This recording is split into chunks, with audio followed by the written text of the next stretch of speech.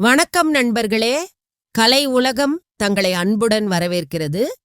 28/6/2026 ஞாயிற்றுக்கிழமை. இன்று ஆரணி நாடக மன்றங்களின் நாடகம் எந்த ஊரில் நடக்கின்றன என்று பார்ப்போம். ரோஜா நாடக மன்றம், வெப்பாளை வழி திருவலம் டு மேல்பாடி.